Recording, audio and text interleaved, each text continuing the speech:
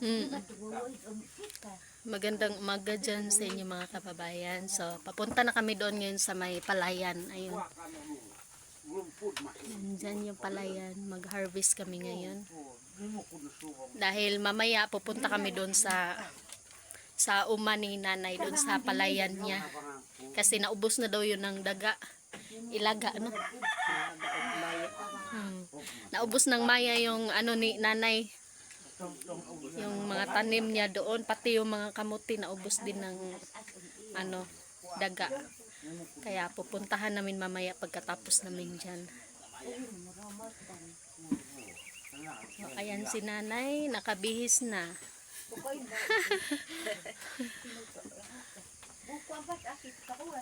Oh, ganda, di ba?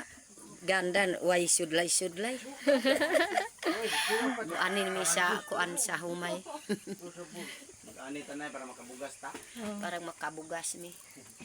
Humot kaayo. Ay price ba? Inani. Inani. Jacket. So, papunta na po tayo ngayon doon. Hindi na ang pang-abis. Ha? Andi dya edit ka sanggot. Ang init po ngayon mga kababayan. So, magpandong tayo. Salamat pala sa sponsor sa ano, sa sombrero. Sige, pangalan atong sponsor aning sombrero ah? Si Ani. Si Anisita Leverman. Thank you very much, ma'am. Dahil may panangga na kami sa init. Ayan yung mga kasama ko. Si Unyot. Tsaka si Unyat.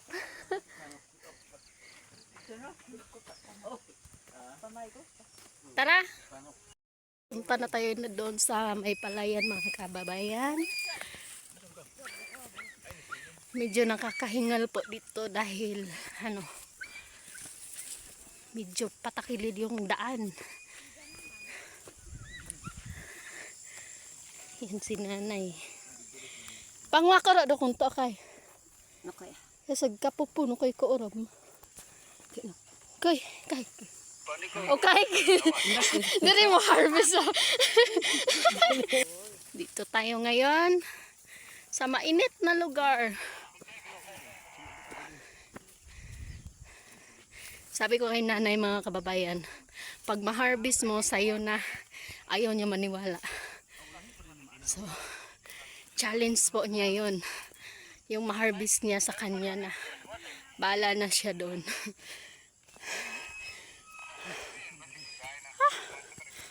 Uy.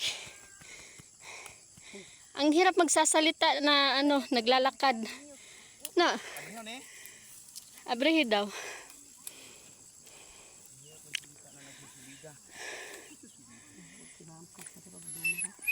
Nakay ara. Nakalaka na ando daw. Na bunsod kad. Untaw kidag. Kanta man de kay, duto mas edit. Agpas kasi vlog koy masin sa gaan. Ituon umat ko. So, ganyan lang po mag-ani dito mga kababayan. Wow, ang bilis ni nanay.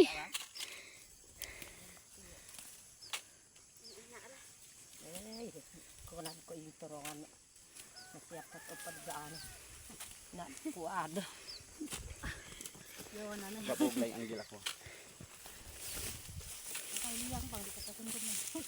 Hindi kaya bunso. Kay. Ha? Na, pwede.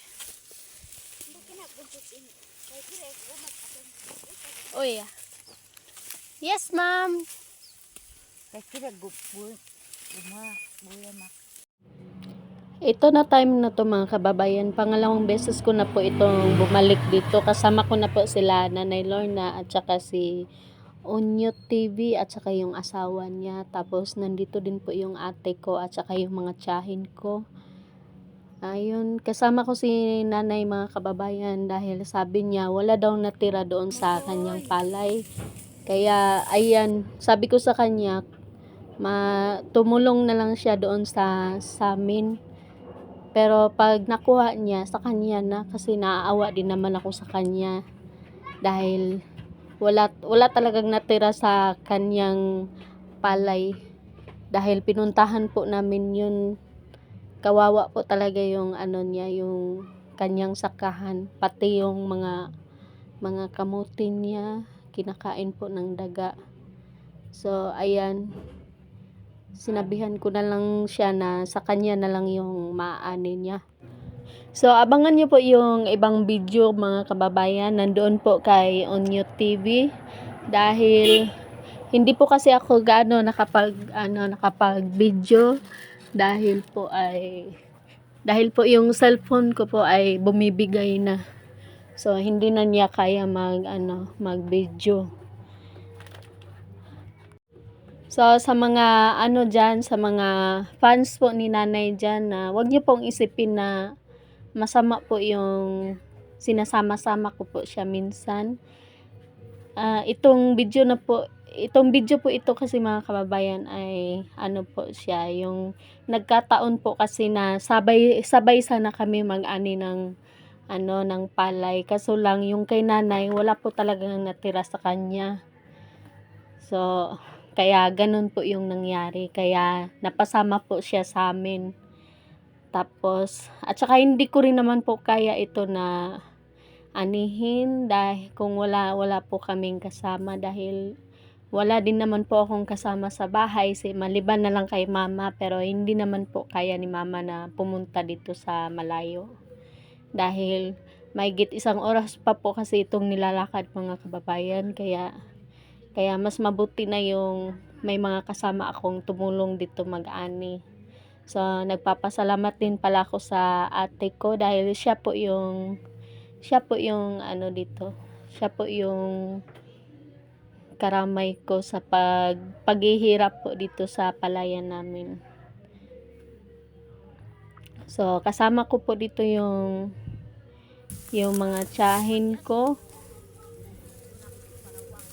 dahil sila po ay sabi po nila ay gusto daw po nilang kumain po ng bagong ani na bigas, kaya sinama ko rin sila dito. Ayan po si nanay, ang bilis po napuno nung basket niya. So nag-relax na po siya dito dahil sobra pong init dito mga kababayan. Kahit po siya, nasa bukid po siya, pero hindi po mahagilap kung nasaan na po yung hangin. So kaya pagka hindi po namin inaabusar po yung katawan namin dito, kapag sobrang init na ay nagtatago na kami doon sa may puno ng saging.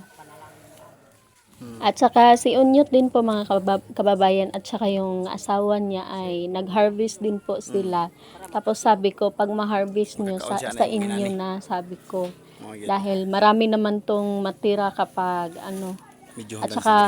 at saka 1 araw lang naman ito mga kababayan, kaya pinagbigyan ko sila sa 1 araw na makapag-harvest sila sa kanila na. So nagpapasalamat po talaga yung mga tiyahin ko dito, dahil kahit papano daw po ay madagdagan po yung bigas nila doon sa bahay. At saka masarap po itong upland rice mga kababayan, mabango po siya. Tapos hindi po katulad nung nasa yung sa basakan na tapos masarap din po ito gawing lugaw, kaya marami po talagang may gusto sa ganitong upland rice.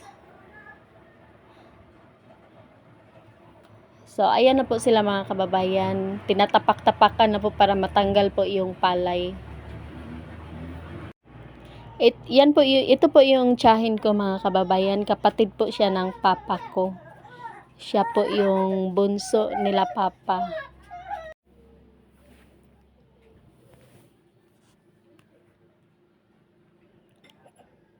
Tapos yung isa ko namang tiyahin mga kababayan ay kapatid po siya ni mama. Siya din po yung bunso, yung tiyahin ko, bunso po nila mama. Sumama po siya dahil masarap daw po kumain ng bigas na palay. Tapos itong isa, ate ko po yan. So ayan, nagtutulungan na po sila para mapabilis po yung trabaho, dahil pagkatapos nito ay magtatanghalian na po kami. So, abangan niyo po yung ano namin mga kababayan, yung iba pang video, pero nandoon po kay Onyo TV. Mabay no kinanong usangan ko tari oh. Exercise. Kono ba dia? Mamokat. Dali, dali siya, no? So, ito pong si Nanay Lorna mga kababayan ay napaka matulungin po siya. At saka dito po sa amin, si Nanay Lorna po ay isa po siyang manggagamot. Kumbaga sa Tagalog ay isang babaylan. Marami po kasi siyang alam na mga gamot. Kaya marami pong mga tao na nangangailangan din po sa kanya kapag meron pong nagkakasakit.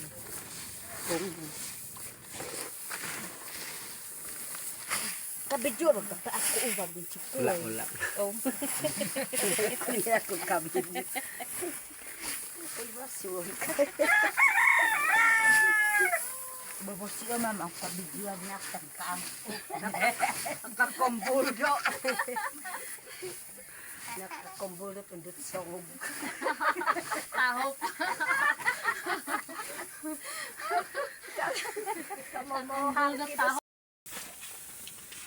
Japan ay bangkang.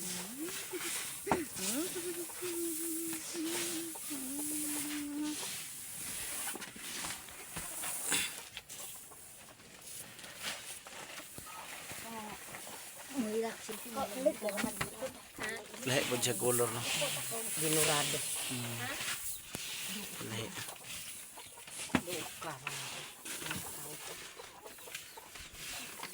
Si Dewi. Ang dami na ito. Kamatis na may laman. Kamatis na may pipino. Kaunting pipino. Ay, sipa. Dosan.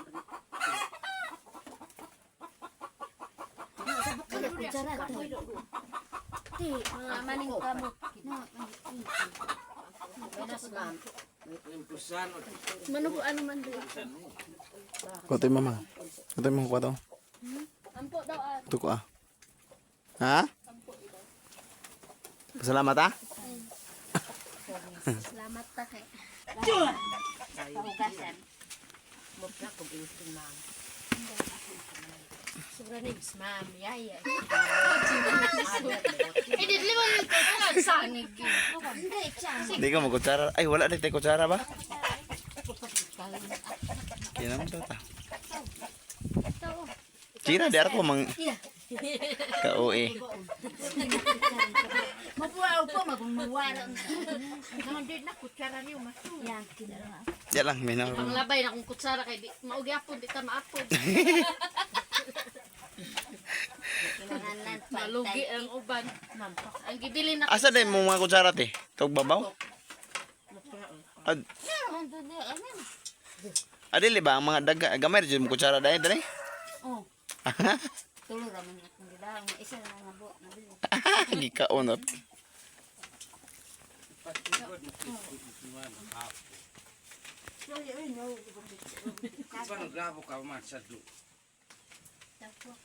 Panlako ko sa musika.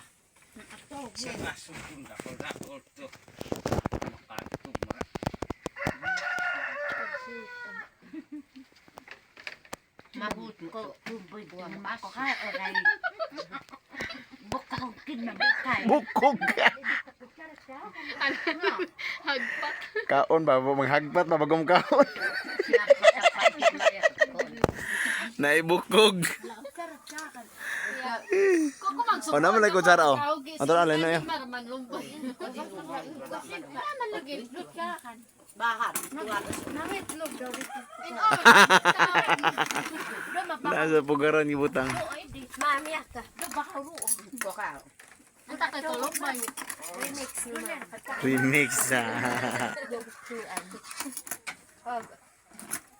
Kuya, ay dito si ma'am, no? Kuha o si pa ay napawaan. Kanakan. Kipiliti.